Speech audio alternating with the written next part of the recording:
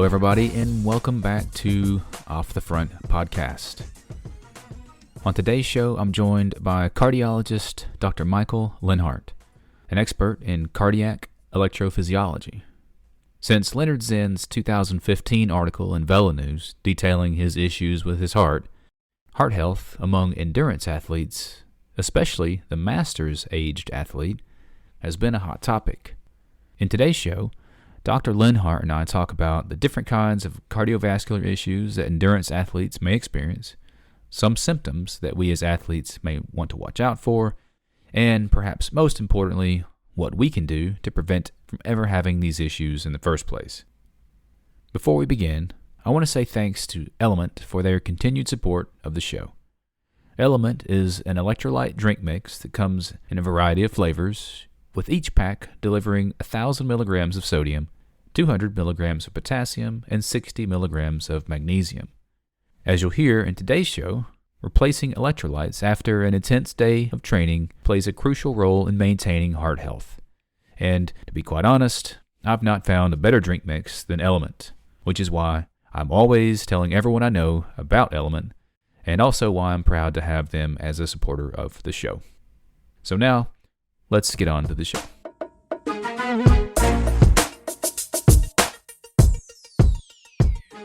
Dr. Mike Lenhart, welcome to the show.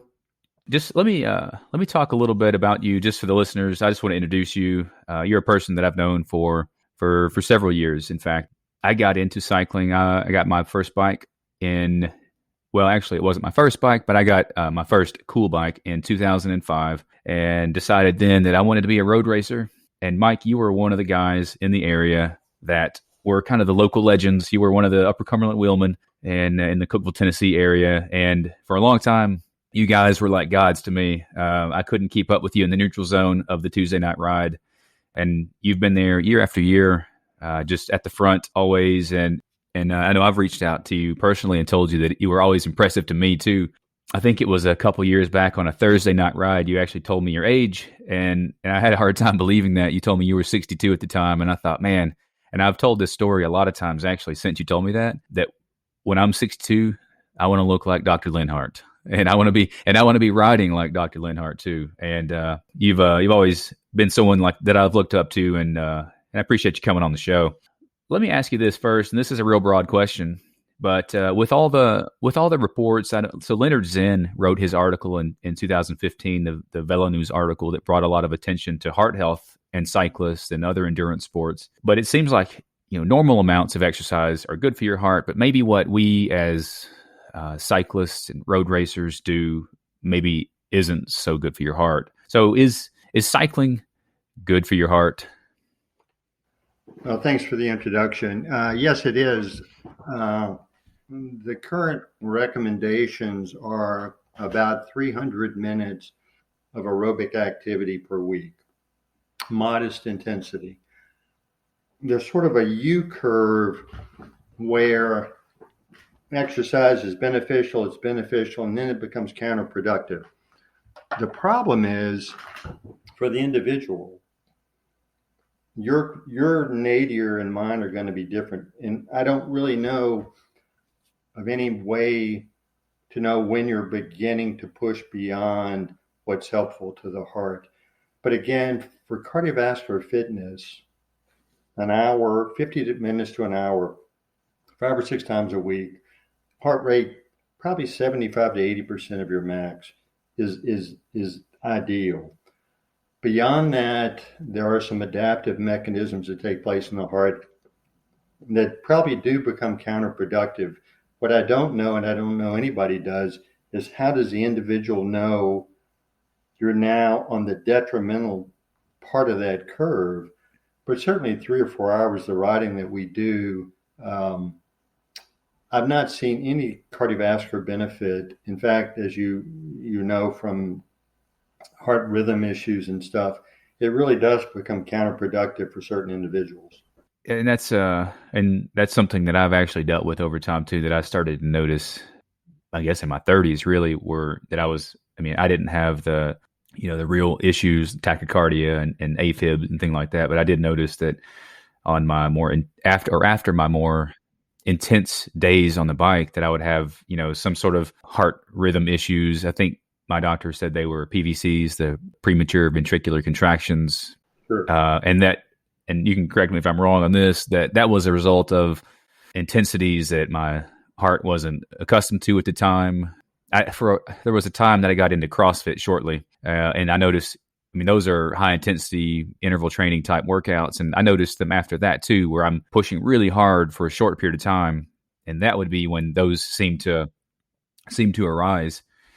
So, and that kind of makes me wonder, and this relates to what you just said too, about that U-shaped curve and the total time spent training. Is it the time that is the trigger for heart issues, total time, the volume on the bike, or is it too much intensity? I don't know the answer, but my guess is it's probably intensity. I don't know if, for 2 or 3 hours at, again, heart rates of 70% of your predicted, I don't know of any maladaptive cardiac issues, but I think it's the high intensity stuff that probably does the damage. And again, can you do 3 anaerobic thresholds before you have trouble, or can you do 5? I don't know how to predict that. But I think that would be I think that's where the damage to the heart comes in. Okay. Well, that seems just anecdotally what's that? It's sort of intuitive when you think about how hard you're going to actually be anaerobic. There's got to be a little bit of damage to the heart. Right. And that, I'm sure there's some academic research that supports that, but it seems anecdotally to be true also that it seems like it's the racers that have the issues later on after, pushing so hard for so long. Well, we know that actually when they measure blood levels, there's actually some damage to the heart. You can measure it in the blood. So the answer is yes, we know that happens. Okay. Marathon runners, cyclists, etc.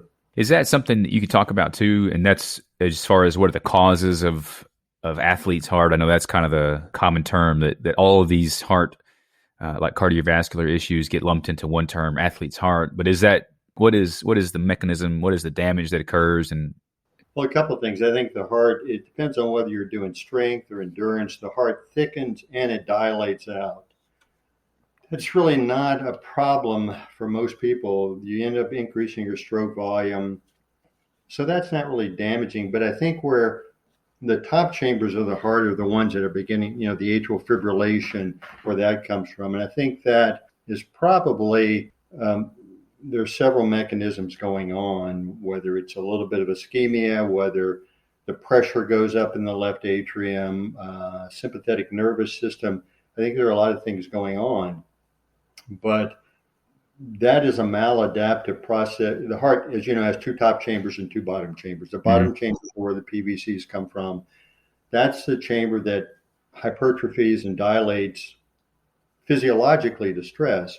But it's the top chamber, I think, is where the problem's coming in. That's where the atrial rhythm issues are. As you know, AFib is quite common. And I think that has to do with a variety of mechanisms at high intensity exercise. Damage, alterations in the nervous system, increasing pressure in the left atrium, all those predispose you to the rhythm issues. I didn't know that actually. I didn't realize that was what was going on. Is so PVCs are in the lower chambers. Correct. They're coming from the ventricle, and that can occur. Most people have PVCs, but if you're dehydrated, potassium, magnesium, all those things can make you have PVCs. The lack of those electrolytes and hydration. Yeah.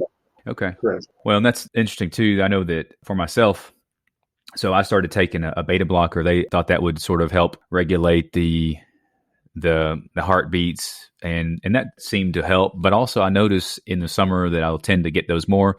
I don't know if that's because of more intensity in the summer or the dehydration. Right. I think it is the latter.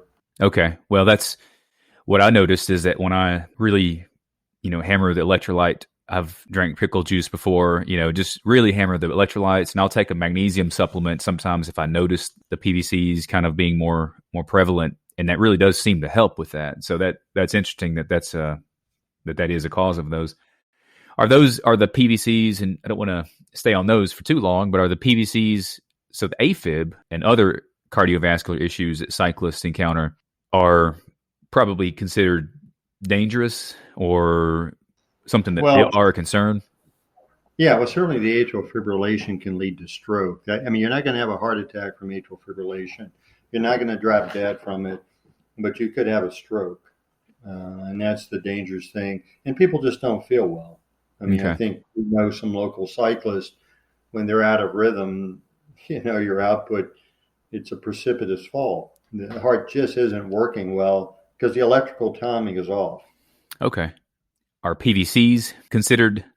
Are they as dangerous, or are they just annoying? Yeah, PVCs can be fairly benign, or they can be a harbinger of something life-threatening. Okay. PVCs can come from a lot of different things, but they tend to be more dangerous and more ominous than rhythm problems that come from the top chamber of the heart, which by and large are never life-threatening. AFib, atrial tachycardia, atrial flutter, PACs, those are quite common, but again, not life-threatening. PVCs, or if you have a couple of them, they're called couplets, or you can have runs of them. Basically, it's the bottom chamber misfiring and creating an inefficient contraction. So a lot of people will feel it. They'll feel a cough or a rush or something. Mm-hmm. And if you have one occasionally, it's not a big deal, but there are people who every other beat is a PVC, or every third beat. Then the engine really, again, it's like the timing in the old engines. The timing belt is off. Each beat, a PVC is an ineffective contraction of the ventricle. It doesn't pump the right amount of blood out. Consequently, people tend to be symptomatic. If you have one every hour, and most people do when we look, it's not a big deal. But if every other beat or every third beat is a PVC, people are symptomatic. Okay. All right. Especially trying to exercise. Okay. Yeah, right. And that's something that I've, like I said, with my own, with those PVCs that I'd had in the past, and still fairly rare in the current situation, but it was almost always exercise induced somehow. So you mentioned also another, there's AFib, there's also the PVCs, there's arrhythmias, which I may be just kind of a catch-all term for any kind of arrhythmic activity. But you also mentioned the atrial tachycardia. Correct. Can you talk about that just a minute? Yeah, again, these are all, the heart's controlled electrically. And all the atrial tachycardia, atrial flutter, AFib, PACs are all just electrical disturbances coming from the top chamber, of which I think probably atrial fibrillation is the most common in cyclists, and also the one that's the most symptomatic and the one that's the most dangerous. And fortunately, the one that's most treatable. Oh, okay. So tachycardia is, though, that's the high rate, the high heartbeats, over 200 plus beats per minute. Well, again, all those atrial rhythm problems, atrial flutter, atrial fibrillation, atrial tachycardia, all can produce a rapid heart rate. Okay. So they can all cause tachycardia. The mechanisms are different, and the treatment options and the risk are different. Again, of those, atrial fibrillation tends to be the most symptomatic, followed pretty closely by atrial flutter, which is another electrical disturbance coming from the right atrium. Atrial fibrillation comes from the left atrium and carries the highest risk of stroke, and tends to be the most symptomatic and tends to be the most common in cyclists. Okay. I was going to say, and just so you know, and for your listeners, ablation is now an incredibly effective way to treat atrial fibrillation. And cyclists do quite well with that. And after the ablation, you can get back on your bike and ride competitively. Okay. Well, that's funny. That's just what I was about to ask you about was, treatments for those, any types of arrhythmias and atrial fibrillation, atrial tachycardia. I was looking at the list of pro cyclists who had issues with their hearts during their careers, and the list was really actually surprisingly long. I'd known about Bobby Julick's heart issues. He had it was a pre-career. It was early in his career. He had some, I think his was a tachycardia issue that really seemed to be a problem for him. And he had an ablation, and it was obviously, we all know, those who follow cycling know that Bobby Julick went to get back on his bike and do quite well. I didn't know that Eddie Merckx had heart issues before, but I guess maybe that shouldn't be surprising given that the amount of racing those guys used to do back then too. But yeah, the list was really long, and it did almost all have they were all dealing with atrial fibrillation also. So ablations are effective. And what is that treatment? It's a burning of some cells, or basically what they do is you go up the right side of the heart, go across the septum, and then kind of with radio frequency energy burn areas of the left atrium so the rhythm problem can't get to the rest of the heart. Okay. Are they kind of burning that pathway so that the electrical Yeah, I think it's like the way I think of it's like a soldering iron. What they've done is sort of put an electrical scar around where they come from are the pulmonary veins. Not to get too technical, you have 4 veins that come back from the lung that dump into the left atrium.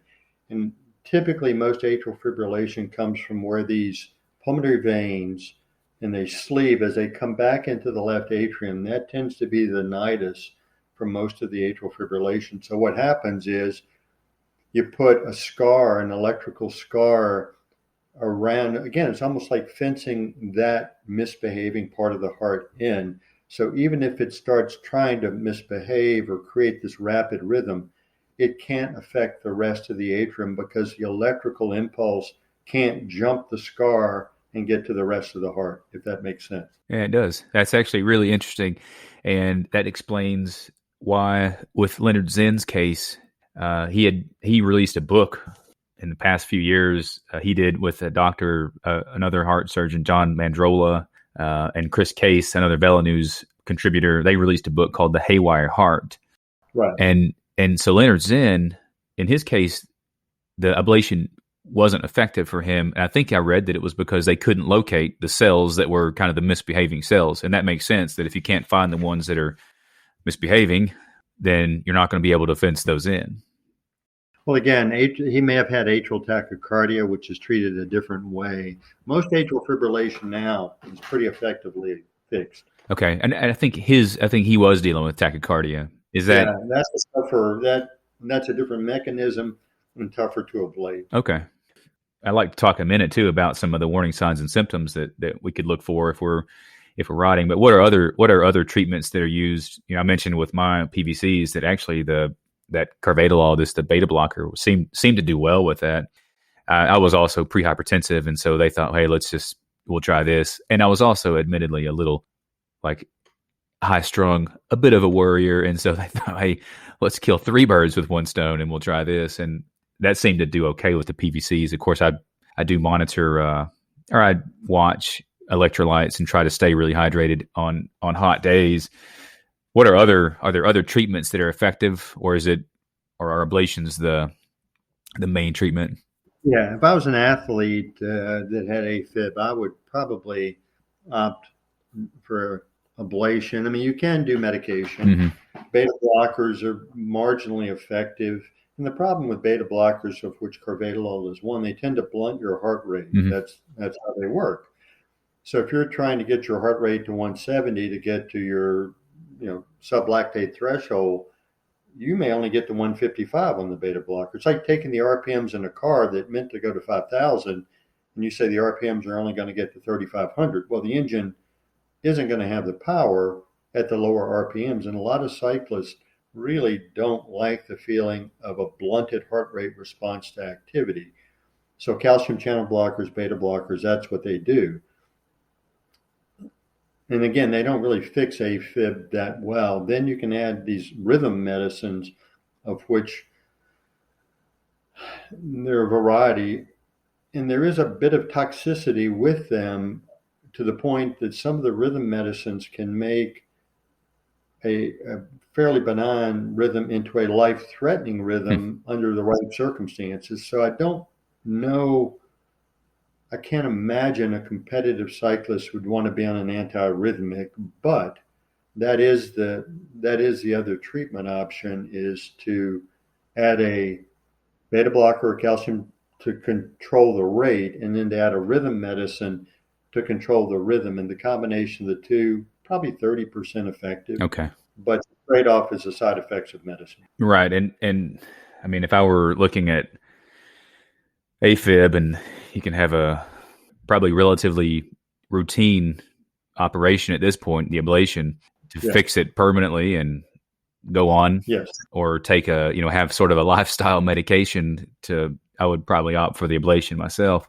So what are some of the signs you mentioned with AFib that, your heart's not firing? It's just not firing on all cylinders, right? And you feel, I guess, weak. Yeah. What are some of the symptoms that we can look for if we're in the age range that these things might be on our mind? Yeah. Well, for atrial fibrillation, some people are asymptomatic. They don't know they have it, which is highly unusual for a cyclist or somebody who's active. Fatigue, shortness of breath. I can't perform like I did last month. All of a sudden, I can't get my power. I'm climbing Brotherton Mountain. God, it's a struggle. Why? Let me take that back. It's always a struggle for me. Yeah. But the problem with it, and the way to think about this, if it's a gradual decline, if 3 years ago you could climb Brotherton better than you can today, then that's not a problem. But if last week you could get Brotherton Mountain in 6 minutes and now it's 10 minutes, the first thing to think about would be, gosh, let me check my pulse. Maybe there's a rhythm problem again, when you go in atrial fibrillation, rule of thumb, you lose about 30% of the pumping strength of your heart.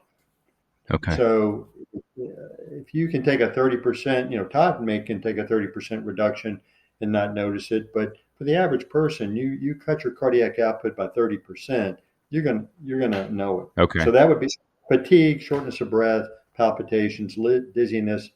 Those are the cardinal features. Okay. But that actually, you could have those symptoms and not notice a difference in actual, like, in your heart rate, in that, because you're still beating same beats per minute maybe, but just not getting the power. Well, the other thing though too, one of the hallmarks now that everybody except me is monitoring all their metrics and their heart rate. If your machine is saying error, or you're sitting there and it reports a heart rate of 112, or if normally after a quick sprint, instead of 150, it's now reading 185, any irregularity in your heart rate, anything that seems inappropriately high, the first thing I would think about, gosh, am I in atrial fibrillation? Okay. Is that, well, go ahead. I was going to say, I got a call from actually a friend in Cookville who cycles, and that was actually what it turned out to be. He wasn't quite sure. He had some symptoms. I said, check this, check that. And he is, in fact, in atrial fibrillation.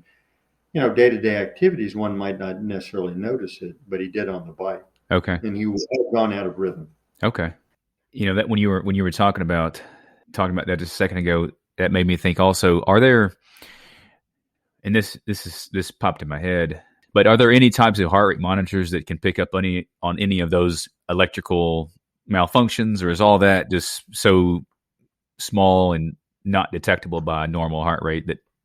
No, there is an Apple Watch that has, and I'm sorry, I don't know, I'm not a technical guy, but there is an Apple Watch where you can even get an EKG, and I've followed a couple people in town that had those, where I forget how it records, but it actually transmits an electrocardiogram. You can store it.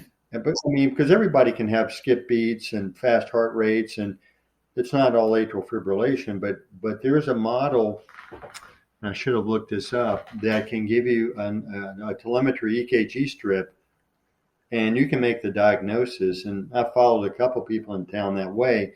They say, geez, I'm not doing well. I'm feeling some skip beats. Well, send me a strip, and it is or it isn't AFib. Okay. So that technology is available. Okay. If you're so concerned, if one is concerned that maybe they're going in and out of atrial fibrillation. Okay.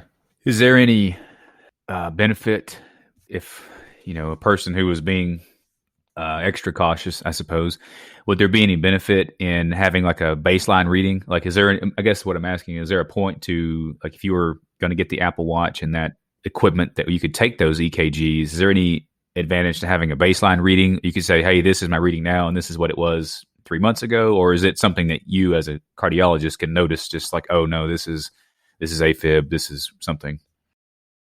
Yeah, I mean, I think if you don't think you're in atrial fibrillation and your heart rate's regular, then you don't really need one Okay. before necessarily. But if you're going to do that, it would be nice just to go ahead and record a baseline, just so you know what the quality of the strip looks like. And there's some other measurements we can do. If I were going to do that, if I had concerns about occult atrial fibrillation, I would get it, do a baseline tracing, store it, send it to my cardiologist and say, this is where we're starting from, and go from there. Because again, not every skip beat, not every exertional fatigue is AFib or PVCs, and you really need to know what the rhythm is to know how to treat it. Okay. So what can athletes do to prevent these heart conditions, any kind of complications that are a result from maybe excessive or too intense endurance training? We mentioned hydration, that's important.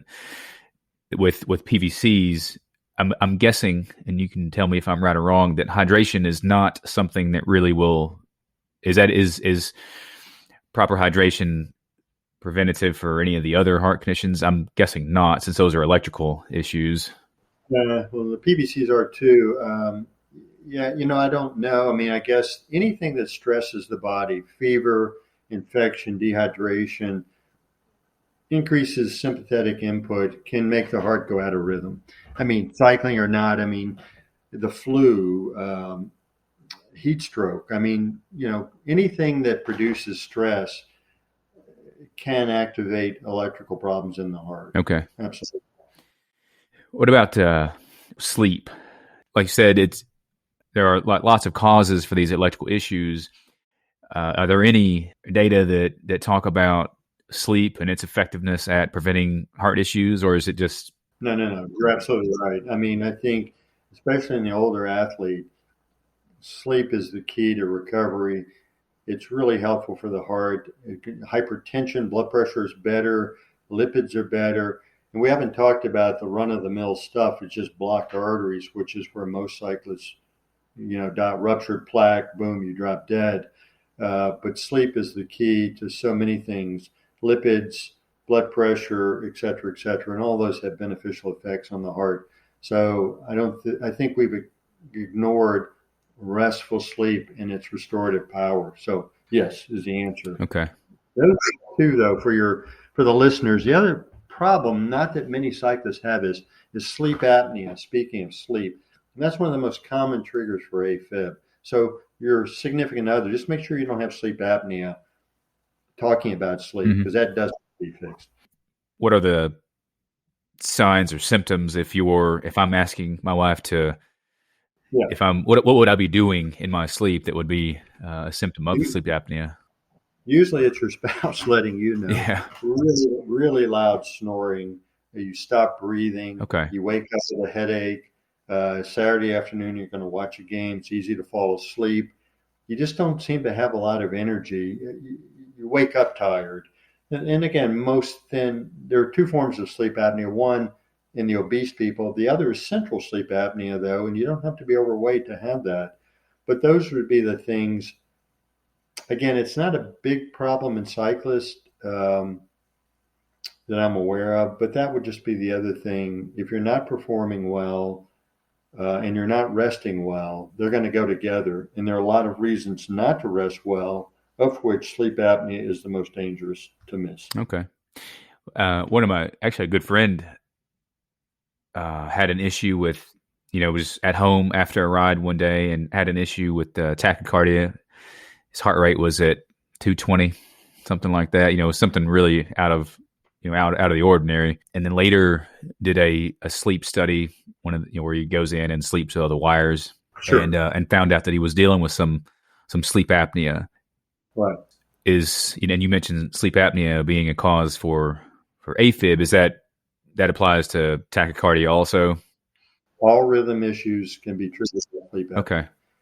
Really needs to be again, the typical person with sleep apnea, overweight, big, thick neck, Yeah. thick lung. I mean, it's the sort of the classic, but again, anybody can have it. And if you don't feel well or you're noticing rhythm problems, that's one of the things I usually make sure that we don't miss. Because even if you fix the AFib, if you don't fix the sleep apnea, Right. the atrial fibrillation is going to come back, even with an ablation. Oh, okay. So even with the ablation, that Yep, the recurrence rate is quite high. okay. Well, and he treated it. He actually has the CPAP machine that he'll wear. So, I guess he's a endurance. He's a cyclist. Also does some road races, Right. mostly mountain bike races with Motor Mile in Chattanooga. Those guys are all they don't know where the limits are, but he treated it with a CPAP and wears a Whoop also, and started noticing that his recovery scores when he would wake up were almost always just fully recovered. So, Sure. so hopefully that'll take care of his arrhythmia, his tachycardia also. What are your recommendations? And you mentioned this right at the start, but how to prevent these heart issues from happening? Would you recommend ride less or ride easier? Is it, do we try to hit that sweet spot in terms of volume each week, or if we go past it, because I think cyclists don't know when to stop a lot of times. If we go past it, is it, if you're going to go past it with volume. What are your recommendations on how to proceed in terms of, do we ride less? Do we ride easier? What would you say on that? Yeah, and again, I'm not a cycling coach and I'm not an exercise physiologist, and I probably one size doesn't fit all, because people listening, if you're 25, you can do one thing. I turned 64 last week. I have to recover smarter. So I can't give you an answer.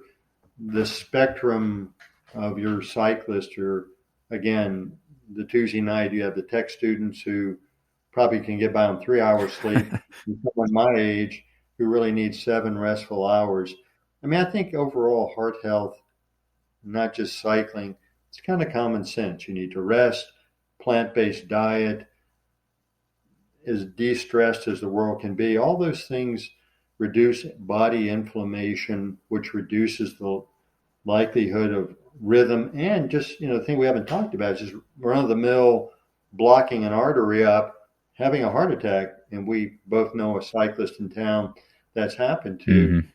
Yeah, AFib happens, but common things are common, and the leading cause of death for men and women in America has been for many years coronary artery disease, basically blocking up an artery and having a heart attack and dying. So cyclists are not immune to that. I mean, we think we are because you're thin and you do that, but they die of not just rhythm issues, they die of heart attacks also, less frequently, but it's there. Right.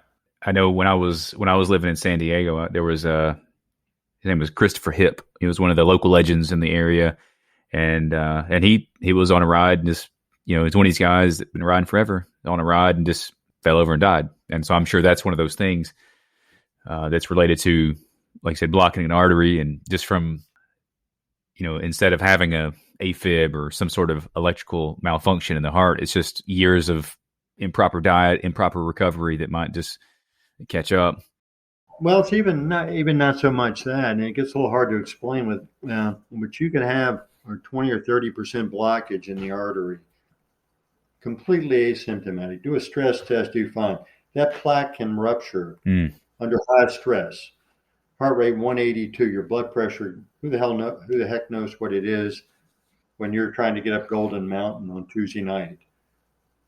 That sheer stress can unroof the covering over your plaque, and you can take a 30% blockage and it becomes 100% blockage just like that. Huh. So you can be asymptomatic right up until the time you die, which is not very comforting in the cycling world, but that's the reality in the cardiovascular world. Is your first manifestation of coronary artery disease is sudden death. So for your listeners, that's the only reason I rode at the back of the peloton in the race on Tuesday night and Saturday. It wasn't because I couldn't keep ahead of Todd. I rode in the back in case anybody had a heart attack. Oh, yeah. I'd be there to take care of him. So obviously I'm being facetious, but Well, That can happen. And so you say, how do you prevent that? And I think that goes back to how to prevent coronary artery disease to begin with. Again, eat healthy. Probably not a bad idea for even cyclists to get a lipid panel, mm-hmm. something called a coronary calcium score. And we all know guys in town, including myself, that, and I'll give one anecdote. One of the guys that had ridden with us for years, asymptomatic, long story short, had a little bit of chest pain and ended up with open heart surgery. And this was after riding 100 miles with me 2 weeks before and having no symptoms. So unfortunately, heart disease doesn't play fair. It doesn't always give you a warning. It's not always an elephant on your chest. But just like taking care of your bike before it breaks, it's a good idea to get a lipid panel, check your blood pressure, maybe a coronary calcium score, and get ahead of the curve. Sure. Well, I know you were being facetious in saying that you rode in the back to take care of any needs, but you can ask my wife. I always told her that I felt better knowing that you were there, because I was like, well, if I die on the side of the road, or if something happens, at least Mike's close by, that I've got a good chance at making it. If I did always feel more comfortable with having you on the rides. So when they asked me to carry the defibrillator, that's where I drew the line, the 30-pound defibrillator. I just wanted to say that. But yeah, I mean, again, we think we're protected. Sure. We're thin, but that's not always the case. And we all know stories. And right. Well, and I think that is true that cyclists, I have felt this way in the past where, I used to lift weights in college and ate a lot of red meats and just had a terrible diet. When I look back, I'm like, goodness gracious, what was I doing? And that's what brought me back onto the bike, was like, hey, I need to live a little healthier here. Sure. This heavy weight's not my natural weight. And I do, since I started riding again, I get these sometimes feelings that I'm super fit. Look at me, I'm, whatever, like 8 to 10% body fat, and like, nothing can happen. I'm obviously really fit here. And that's something to think about, though. And especially for the 40 plus crowd, is that it's more than what you look like in the mirror. It's what you look like on the inside, and so I think that's a great recommendation to get the lipid panel. So the other's a calcium score. Coronary calcium score. It's about a $95 test. Okay. I want to get back to the lipids. Yeah. I actually had to give a talk, and I didn't realize this. The American Heart Association recommends checking your lipids in your 20s. Okay. Which I did not realize that. And again, it's a simple blood test. I'm not sure I'd wait till my 40s to do that. But certainly by your 40s, you want to know how many big fat globules are circulating in your bloodstream, clogging up your arteries. Going back to the coronary calcium score, it's a CAT scan, takes about 10 minutes, minimal radiation, and it looks at the calcium in the arteries on the outside of the heart, which are a marker of what the inside of the arteries look like. It's not the same as an arteriogram, but an ideal score is 0. Mm-hmm. The higher the score, the more calcium. The more calcium, indirectly speaking, the more atherosclerosis someone would have. And, you just need to talk to the doctor. If it's 500 or 1,000, I took care of an engineer that played basketball, 3-on-3, asymptomatic. His coronary calcium score was over 2,000. Told him not to play the next morning. We cathed him. He ended up going 5-vessel bypass. He had no symptoms. Well, and that's something that we can go to our doctor and ask them, and that's something they can. Okay. Well, that's good to know. Yeah. I didn't know that. On the lipid panel, is that if you get if you go and get a just normal yearly physical with a complete blood count, is the lipid panel included in that? It should be. Most doctors do that. And just so your listeners know, you can get really sophisticated if you want to know their advanced lipid panels, and they have to be sent out where you get, 20, 30 different markers of your lipid status. But for most people, a routine lipid panel on an annual test. And if it's normal, I wouldn't worry about it. Sure. If for some reason your bad cholesterol is markedly elevated, which is the LDL, you might want to look into that. But certainly in your 30s, I don't think it's unreasonable to have one done, and most good family docs probably are already doing that. Okay. That's why I was thinking that might be. I think I've had lipid panels done just as a result of just getting that Sure. yearly physical. So, in this, I think you could tie all this together, and I think that nutrition, the point you made about nutrition, you said eat a plant-based diet. That's one thing I've noticed over the past couple of years. I still eat meat. I try to eat less red meat, but I eat a lot more vegetables now than I used to as in my 20s, 30s. What I started noticing is, as the vegetables and the salads like leafy greens increased, I thought I could notice it on the bike. And sometimes maybe it's just in my head, but also I think that cyclists are so in tune with their bodies that they do notice, like, hey, I felt pretty good today. And then over time, like, I've consistently felt stronger on the bike, and my recovery seems to be better. So, what would be just kind of your recommendation for someone listening? You mentioned, get the lipid panel done. You don't have to, maybe you don't have to go out and get the Apple Watch and start tracking your doing EKGs necessarily, unless you're maybe thinking you're having an issue with that. But what are your recommendations overall for someone who's listening that's riding that they need to do to, maybe prevent these common heart symptoms that we've talked about, but also maybe those aren't the problem that we should be worried about. Maybe, like you said, it's more of it's lifestyle, diet that are leading to the number one cause of death, which is cardiovascular disease. So what would your overall recommendation be to someone listening? Yeah, I mean, I don't think it's specific for cyclists. Certainly, cardiovascular health. It's kind of make sure you're not hypertensive. Mm-hmm. The only diet that has been shown to be helpful for the heart is the Mediterranean diet. But anything plant-based, I mean, I think we're moving in that direction. The catchphrase is inflammation. A lot of these foods trigger inflammation: sugar, red meat, processed food, simple carbohydrates.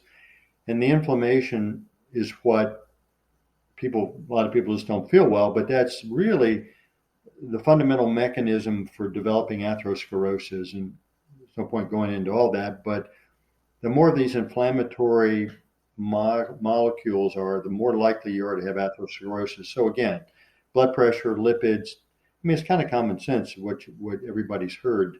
Diet, 50 minutes of moderate aerobic activity for the average person.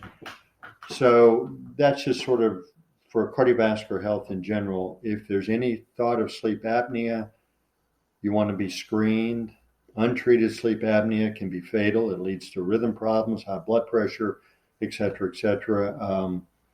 As far as the cyclists, I mean, the only thing I know especially for the older cyclists, I think overtraining, and how you define that for each person, it varies. But I know the times where I've gone out and I know when I've gone too far, Mm-hmm. you're tired the rest of the day, you don't recover the next day.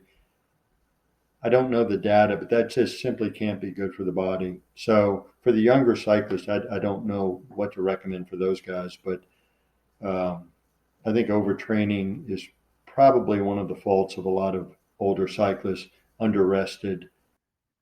Sure. And like I mentioned earlier, it's the cycling crowd that sometimes doesn't know when to stop. And I'm sure that you are like me, that you've had, sometimes you get overtrained and your numbers look bad, and you're like, well, maybe I should, I need to train harder. I need to get past this. And that's obviously, especially for the older cyclists, not the way to do that. That might work in your 20s. And maybe the advice for the 20-year-old crowd is to start early. Start with a healthy diet early instead of eating granola bars and chocolate chips all day long. Or maybe I did that in college.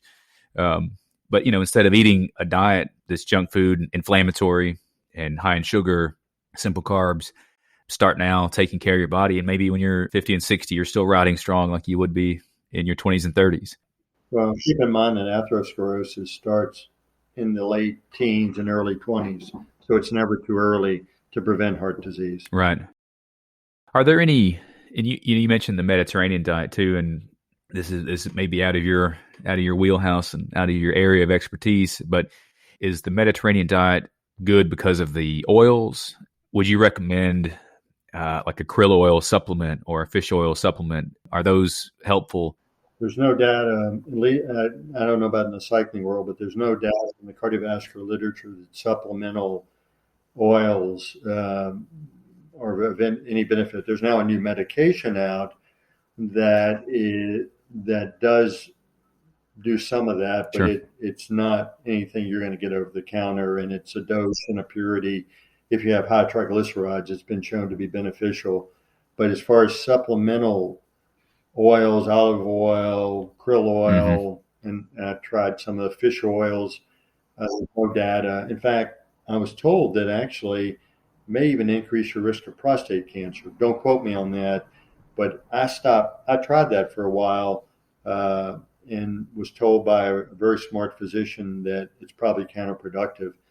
Now there is no literature in the cardiovascular world that it is of any benefit for the heart. Now, Yeah. whether you need it for your eyes or something else, I don't know, but nothing for the heart.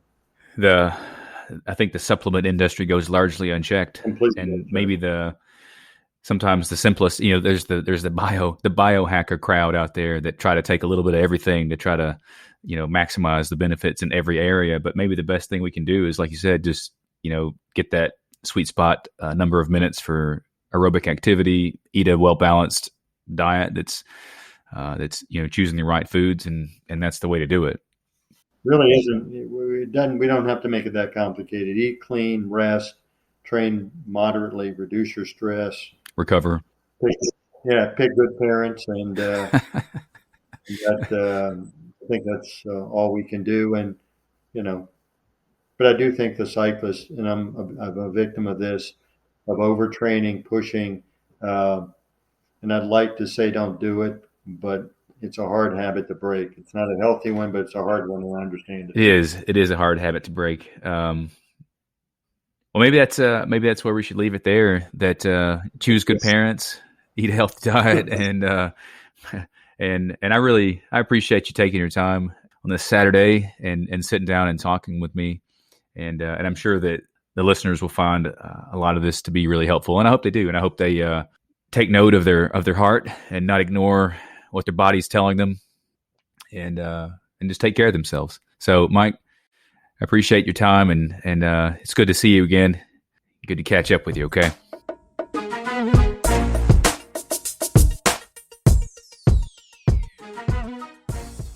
Once again, thanks so much to Dr. Mike Lenhart for taking the time to join us on this episode. And I hope that you were able to take something helpful away from the conversation. Before we go, I just want to say thanks again to Element for their continued support of the show. If you still haven't tried Element, they offer free shipping on all orders, and you can get yours at www.drinklmnt.com. Until next time, stay fast, stay strong, and we'll talk soon.